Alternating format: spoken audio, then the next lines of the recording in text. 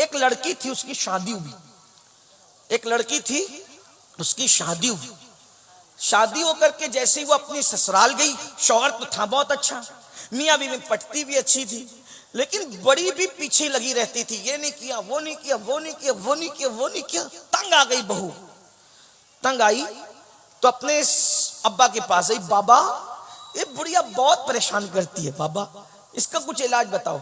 باپ شریف تھا، شریف باپ نے کہا بیٹا وہ تیرے شوہر کی ماں ہے، اگر وہ بک بک کرتی ہے تو تو اپنی ماں سمجھ کر اس کو برداشت کر۔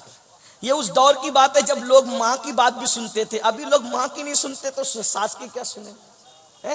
آج کی بچیاں تو ماں کی بھی نہیں سنتی، آج کے بچے تو ماں باپ کی نہیں سنتے۔ بہرحال تو وہ دور تھا، کہا بیٹی ماں سمجھ کے برداشت کر لے بیٹا، جانے دے، کہا نہیں میں واپس گھر آؤں گی۔ باپ نے کہا بیٹا شریفوں کی بیٹیاں شادی کا جوڑا پہن کے نکلتی ہے تو شوہر کے گھر سے پھر وہ کفن پہن کے نکلتی ہے، ہمارے یہاں شادی کے بعد واپسی کا کوئی تصور نہیں ہے۔ اور یہی میں آج کے ماں باپ سے بھی کہنا چاہتا ہوں، اپنی بیٹیوں کو شے دے کے بگاڑو مت کہ ہم پال لیں گے، ہم پال لیں گے۔ ارے تو اپنی بیٹی کو سونے کے گولڈ کے پلنگ پہ سلا سکتا ہے، لیکن جو شوہر دے سکتا ہے کیا وہ تو دے سکتا ہے؟ بیوی کو سکون صرف شوہر کے ساتھ ملتا ہے، لِتَسْكُنُوا إِلَيْهَا۔ بھائی وہ نہیں دے سکتا جو شوہر دے سکتا ہے، باپ وہ نہیں دے سکتا جو شوہر دے سکتا ہے، ماں وہ نہیں دے سکتی جو شوہر دے سکتا ہے، سہیلیاں وہ نہیں دے سکتی جو شوہر دے سکتا ہے۔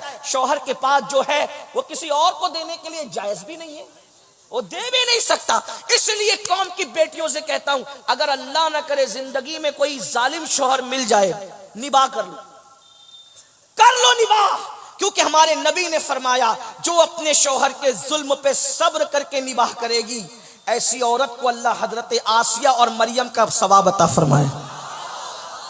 اور آپ سے بھی کہتا ہوں نا کہ اگر ظالم بیوی مل جائے، ہو بھی سکتا ہے، اگر مل جائے آپ بھی صبر کریں، موچوں پہ تاؤ دے کر طلاق کا پلان نہ کریں۔ طلاق مرد لوگ نہیں دیتے، نامرد دیتے ہیں۔ اگر مجھے نامردوں کی فہرست بنانے کی اجازت مل جاتی تو میں ان کے نام پہلے نمبر پہ رکھتا جنہوں نے بے قصور بیویوں کو طلاق دے دیا ہے۔ وہ مرد نہیں، وہ ظالم نامرد ہیں۔ مرد ہوتے تو نباہ کرتے، کیونکہ کہتے وہ اس قابل نہ تھی، تو کیا قابل ہے۔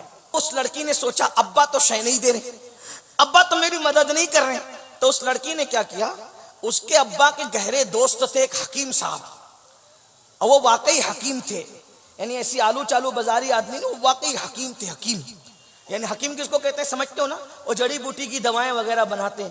وہ لوگ اس دور میں بہت پڑھے لکھے ہوتے تھے، دوائیں بنانا بھی جانتے تھے، حکمت کی باتیں کرنا بھی جانتے تھے۔ تو بچپنے سے چچا چچا کہتی تھی، ابا کے گہرے دوست تھے، سوچا ابا مدد نہیں کریں چچا کے پاس چلو۔ وہ حکیم صاحب کے پاس گئی، کہنے لگی چچا جان ساس بہت ستاتی ہے، ظالم، گالیاں دیتی ہے، تکلیف پہنچاتی ہے، مصیبت کھڑی کرتی ہے۔ ابا کو شکایت کی، ابا شکایت قبول کرنے تیار نہیں۔ اماں کو شکایت کی، اماں شکایت قبول کرنے تیار نہیں۔ اب چچا ایک کام کرو نا، آپ دوا بنانا جانتے ہو نا، تو ایسی کوئی دوا بناؤ میں بڑھیا کو کھلا دوں تو بڑھیا مر جائے، اس کا قصہ ختم ہو جائے۔ حکیم صاحب واقعی حکیم نے کہا ہاں صحیح کہا بیٹی، بہت صحیح بات، لیکن تیرا روز اس سے جھگڑا ہوتا ہے، تیری ساس، اگر بڑھیا اچانک مرے گی تو لوگوں کو شک ہوگا نا کہ بہو نے مار ڈالا۔ اپنے ایک آئیڈیا چلتے ہیں، کیا اس کو اچانک نہیں مارتے، 3 مہینے کے اندر مرے گی بڑھیا، لیکن اس کو ہم لوگ تھوڑا سا سلو پوائزن یعنی تھوڑا تھوڑا زہر روز دیں گے اس کو۔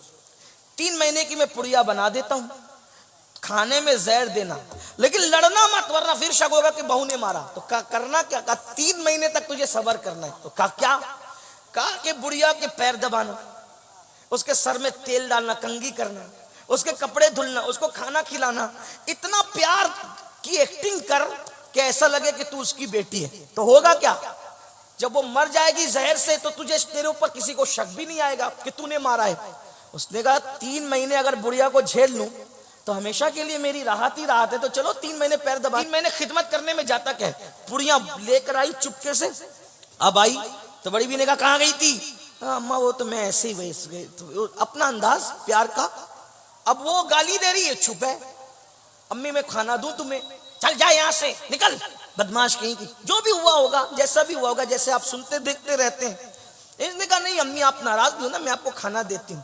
ایک بات یاد رکھنا میرے عزیز، کتے کو بھی پیار دو نا تو کتا بھی دم ہلانے لگتا ہے، بکری کو بھی سہلاؤ نا تو بکری اور گائے بھی گردن جھکا دیتی ہے۔ پیار میں وہ اثر ہے، پیار میں وہ تاثیر ہے۔ پتھر بھی موم ہوتا ہے، کتے بھی زیر ہوتے ہیں، جانور بھی سر جھکاتے ہیں۔ آپ کبھی کسی جانور کے ہاتھ بدن پہ ہاتھ پھیر کے دیکھنا پیار سے، نہ گردن جھکائے تو پھر کہنا، فطرت ہے۔ محبت کی تاثیر، محبت بڑی پر اثر ہے، محبت میں بڑی تاثیر ہے۔ جو مہم ہتھیاروں سے سر نہیں ہوتی وہ محبتوں سے سر ہو جاتی ہے۔ ایک دن گزرا، اس نے وہ پڑیا کھانے میں ملا دی، ناشتے میں کھانے میں ملا کر بڑیا کو دیا، پیر دبا رہی ہیں، سر دبا رہی ہیں، کپڑے پیش کر رہی ہے۔ بڑیا سوچ رہی ہے یہ اتنے موڈ میں آج کیسے ہے، یہ بدماش ہمیشہ ستاتی رہتی ہے، منہ چلاتی رہتی ہے، اور یہ آج بڑی خدمت کر رہی ہے۔ سوچا ہو سکتا ہے کوئی بات ہو۔ دوسرا دن پھر وہی، تیسرا دن پھر وہی۔ بہو کے دماغ میں چل رہا ہے 3 مہینے خدمت کرو، ہمیشہ کے لیے چھٹی پاؤ۔